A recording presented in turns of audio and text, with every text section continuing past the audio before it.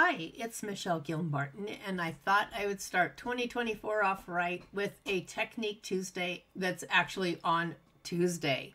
So in this little episode of Technique Tuesday, I'm going to show you how to maybe think outside the box a little bit when it comes to using your scan and cut or your embroidery software, and kind of embrace the versatility of an SVG file. So for this one, I'm going to do a t-shirt that has both rhinestones, puff heat transfer vinyl, and regular heat transfer vinyl. So it's kind of a layered project, but I'm going to show you how I created it. First of all, Creative Fabrica is actually one of my very, very favorite sites to get graphics from.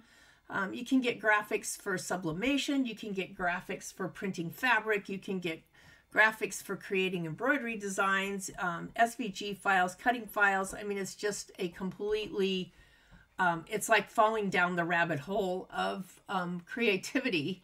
So, and you can see that even if you do not have a subscription, even their prices, they offer a lot of free stuff, and their prices on things are pretty modest. And in this case, it included a commercial license. So that means if I wanted to create an embroidery design out of it and sell it, or if I wanted to use it on a t-shirt and sell the t-shirts, I just can't resell the SVG file, but it has some commercial licensing. So that's always a good plus. All right, so I bought the file. I checked out. It downloads into your download folder. I always make sure I have all of the different graphics that I need. So if you're looking at a graphic that you might want to print fabric with, you're going to need to make sure you have a JPEG right now and not just a PNG file. I believe in the Artspira paid program, you can use a PNG file, but if you're still just using the basic Artspira program to run your fabric printer, then you're going to want to make sure you have a JPEG. So, but for me, it doesn't matter because I'm going to use rhinestones and stuff for this. So I downloaded it, extracted the folder. I've got the SVG on my desktop, and I am just going to jump right into Canvas. So this is the desktop version of Canvas. This allows you to, first of all, if you're going to use the rhinestones, I'm going to create a rhinestone file. So that's one of the bonuses of having the rhinestone. The rhinestone starter kit comes with an activation code that gives you the rhinestone wizard, meaning that you can create rhinestones out of other designs. So you don't have to buy a rhinestone design. If you want to create your own design, the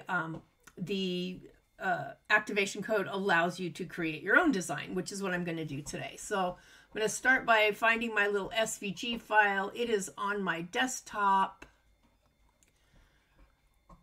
And let me grab it. Not the flamingo. That's a different one. It is on my desktop. Where is it? Let's do all files.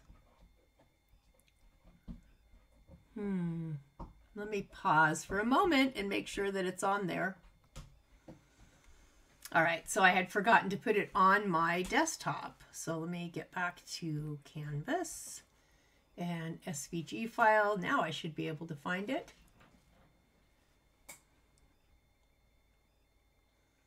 There we go.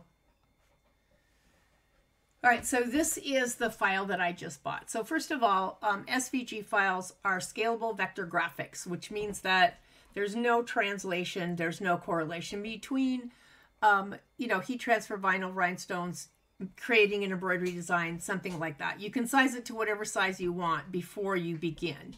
So in this case, I have already done a t-shirt, but I thought I might use the design to put on maybe a little bag or something, just as something small so that I can finish up the technique. So first of all, I can see that all of these things are in little pieces. That makes it really hard to work with. So the first thing I'm going to want to do is grab it and let's layer group them, because that way I can size it. Again, this is not meant to be a class, just a little Technique Tuesday. Amazingly enough, we do have some classes coming up with rhinestones. All right, so that's about the size I think I want. Oh, maybe I'll go a little bit bigger. With rhinestones, more bling is better, right? So Let's make this about that big. Okay. All right, so now I'm ready to start creating. So when I click on it, I can either fill it or outline it. I'm just going to go ahead and put an outline around it, and I'll use red so I can see the difference. And then that way I can just turn the fill off for now. Those are my parts. Well, I know that the first part here, I'm going to want to do this part and then this part here with rhinestones, but I've grouped it. So in order to work with it, I now have to ungroup it, because that way I can work with the individual pieces. So I'm going to go ahead and start here and then click on my rhinestone wizard, select the shape or the size of the stone. So if you really want a lot of glitter, you can go down to like a size 6 stone, and that actually puts way more crystals in it than one can ever imagine. You'd probably glow in the dark. I usually stay with the 10, you know, and then you can decide how you want it. Do you want it as an outline? Do you want it a grid, a contour? And I think I ended up doing contour with this one because each one will be different. Let me make this page a little bit bigger. Each one will be a little bit different on how it puts your rhinestones in. So I'm going to do contour. That's not really very many rhinestones. So let me do grid. Grid adds more, but I want something that looks more like a heart, so more symmetrical. Circular, not so much. Let's try the hybrid. Oh, the hybrid works. So this is based on that size of a stone. I can move any of these stones. I can add more stones. That's the beauty of using the rhinestone wizard. And I think, did I do them all? I think I did them all. Yeah, I think I tried them all. I can also contour, circular. Oh, this is also going to change depending on how big you made. There we go. How big you made the size that you're working with. So I'm going to just click on this other piece here because that's also a piece. And we'll do the same with that hybrid. All right.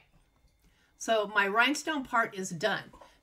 So over here in the layers panel, I can see where I've added rhinestones.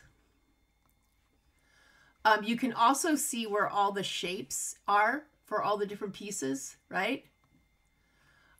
Before I go to cut this, the rhinestone fabric, I need to make sure that I actually turn off the outline there around those, because if not, it's going to cut my template fabric. So I'm going to go ahead and take the outline and turn it off. Oops, can't do that yet. Can't do it yet because I turn off my rhinestones. So I'll just leave that there for now. And then I can go in and edit this. I'm not going to be showing that here because that's really something I cover pretty thoroughly in class. So now I'm just going to grab the leaves. I'm holding down my control key. And I think I have all the leaves. I'm going to make the leaves green. And I'll give them an outline as well.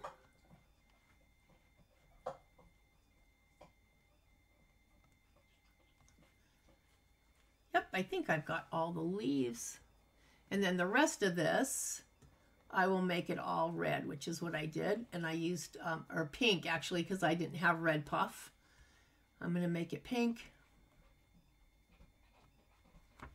Oh, I missed a couple.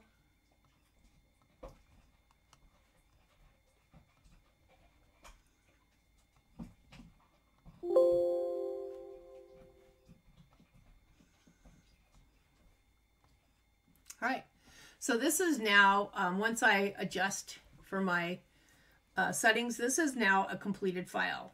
I will need to do just a little bit more work with it before I send it to my scan and cut. Like, I'll be separating these out for a couple of different reasons. Number one, the rhinestone cuts on a rhinestone template. The puff cuts on a different piece of puff heat transfer vinyl. And so both the leaves and the flower will have to be mirror imaged. So I don't want to send this over there locked together.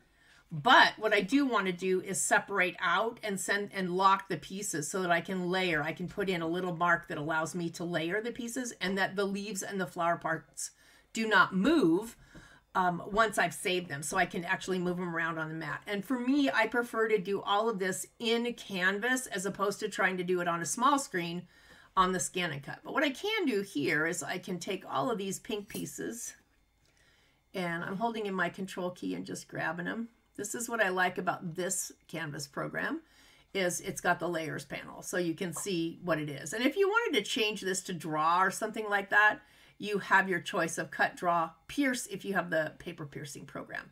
So you see that a SVG file becomes something that's incredibly important for your creative use because you can do so much with it. It's not anything until you make it something. So I'm going to go ahead and save this out for now. And I'm going to go ahead and group it all back together so that I don't accidentally pull pieces apart if I choose to do something else with it. And I'm going to file, export, transfer FCM, and I'm just going to export it. I could send it right through to my Scan and Cut if I wanted to, like this. That would work as well. But I'm just going to save this, and please give it a name. So this is going to be rhinestone heart with HTV. And I'm just saving it to the desktop for now. All right, so I hope you've enjoyed this little tutorial, this little Technique Tuesday on how to really get the most out of your SVG files. And I hope you begin to think outside the box with things that you can do with SVG files and don't overlook them because you can't use them. You can actually use them in a Scan and Cut just as is. If you wanted to cut this all in the same color, you obviously could just take it right over to the Scan and Cut. I wanted to do something else more creative with it, and I will hopefully upload a picture of the shirt to the A1 Sews Facebook page, the group sewing Facebook page, so you'll know where to look for the for this tutorial.